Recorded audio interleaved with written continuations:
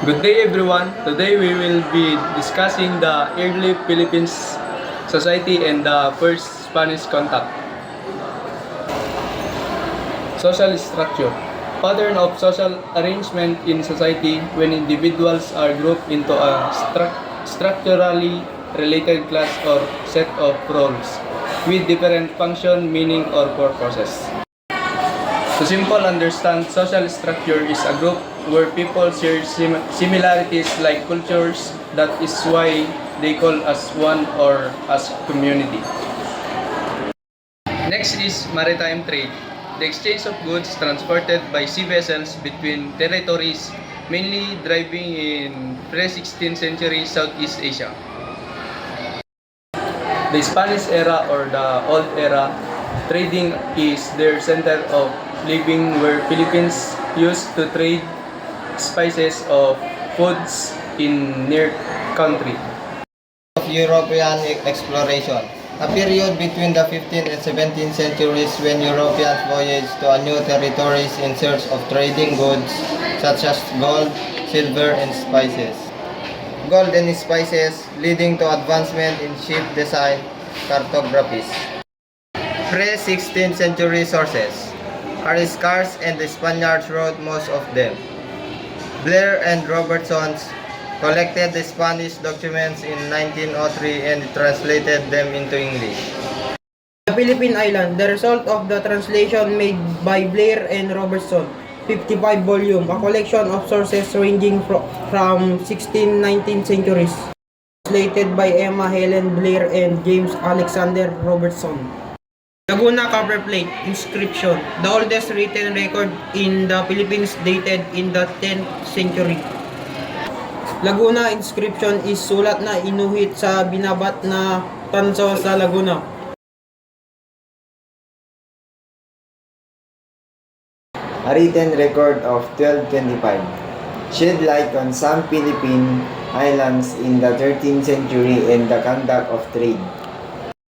A written record of 1225 is written by Chao Jua, a Chinese historian and official, provides a written record of the Philippine Islands in the 13th century.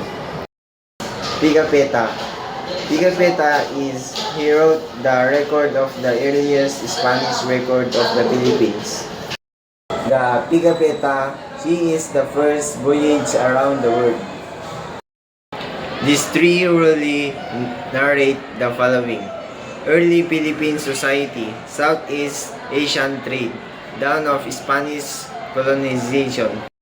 The Laguna Copper Plate inscription, discovered near the Laguna de Bay, described by Dutch anthropologist Anton Posma as crumpled, blunt, and thin piece of metal 20 by 30 cm plate or copper fully covered one side with an inscription hammered or impressed in 10 lines in finely written characters with a damage in the upper left corner but in good condition. The LCI itself indicates the year it was written 900 CE Common Era. 21 April 900, Monday is the exactly date of LCI identified and verified by independent scholar Hector Santos, using Indian and Indonesian ancient calendars and calculation in astronomy. The language of the LCI is mostly the lingua franca of the Indo-Malaysian era Old Malay, closely related to Old Tagalog with some words and Sanskrit or Old Japanese. The authenticity was assured by paleography, experts who stated the correctness of the script, and the language employed in the difficult to imitate or philosophy.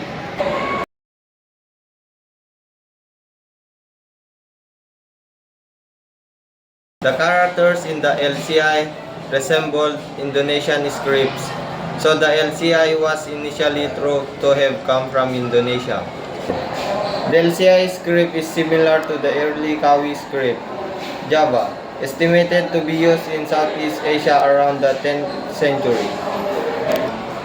The LCI itself indicates the year it was written, 900 CE Common Era.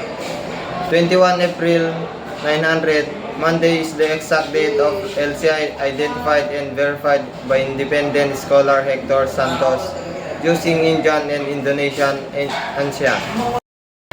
Analysis of the inscription. The LIC is a semi-official certificate of acquittal of a debt of a high official, acquitting him and all his relatives and descendants. In 2008, Johnson asserted that the LIC is about the union of two clans as a form of acquittal from the debt.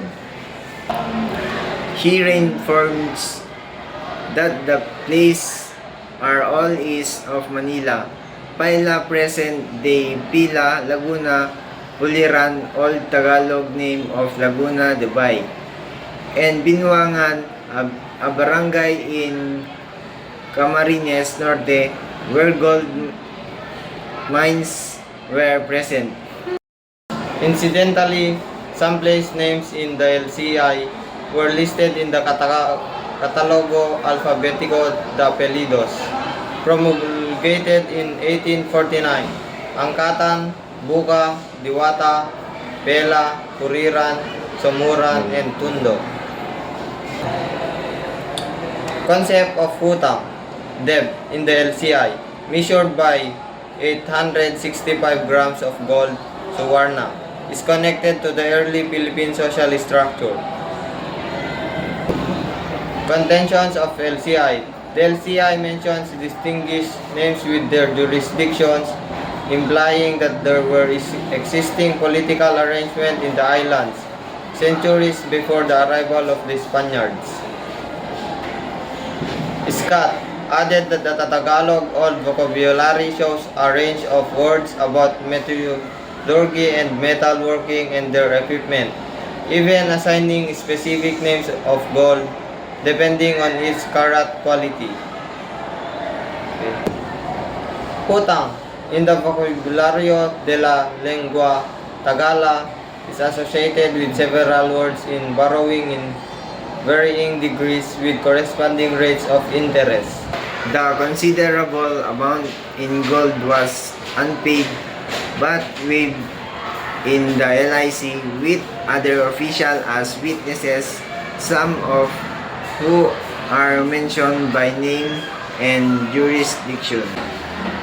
As a piece of new historical evidence, the LIC established that the Philippine Islands were thriving well into the age of trade in Southeast Asia around the 10th century. Contentions of LIC. Its days of origin supposed to be from southeast of Laguna de Bay, and that the name Paila is the old name of present-day Pila. Pila, one of the most important centers of trade and culture early in the 11th century.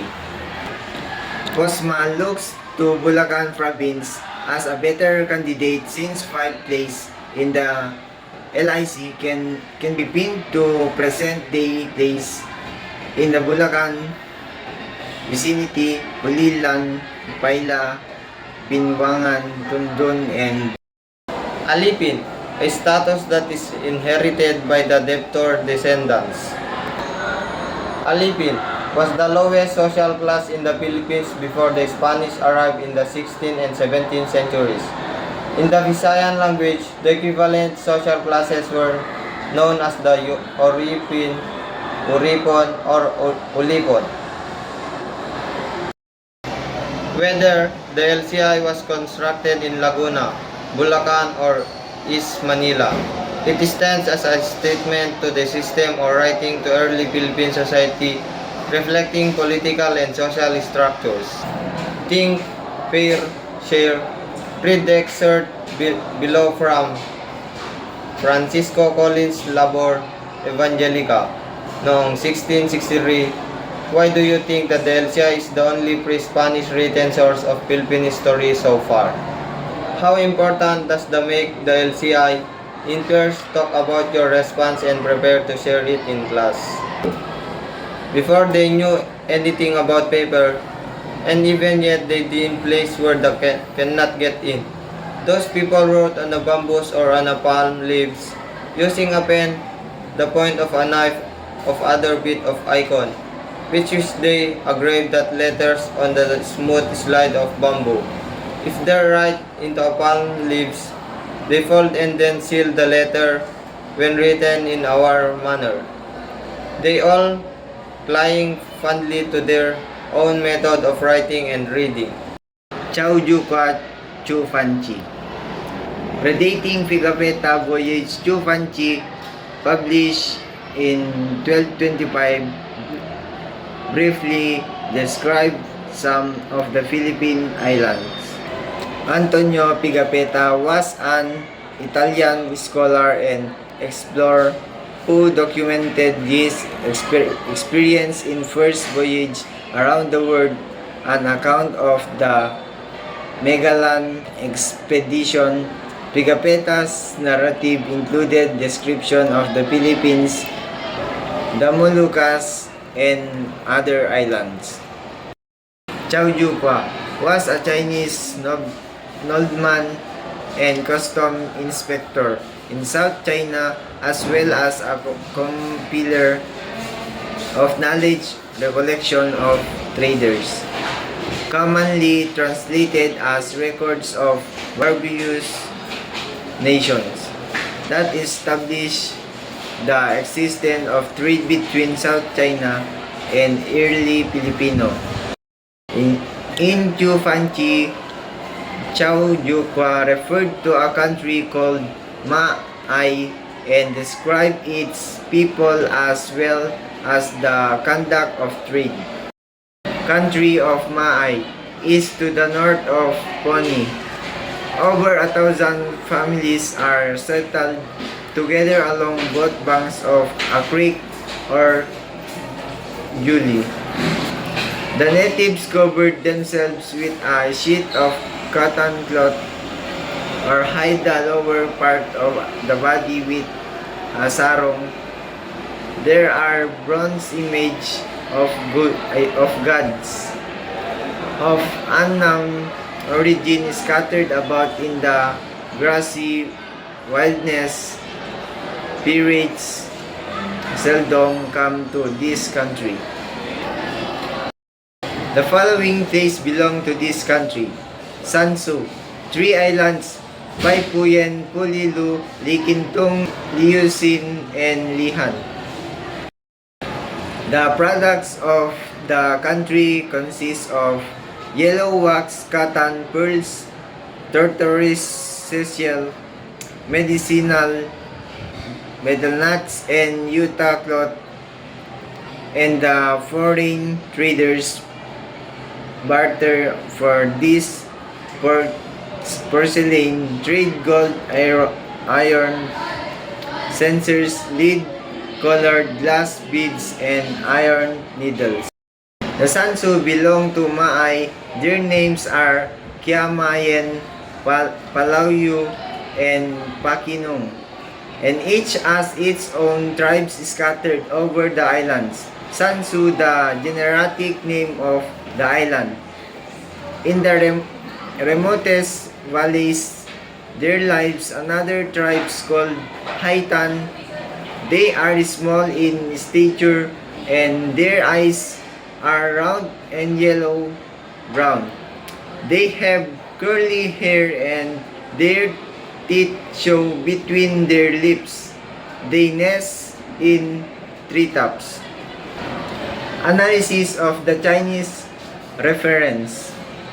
Chinese trades direct reference to Philippine Islands appear between the 13th and 15th centuries.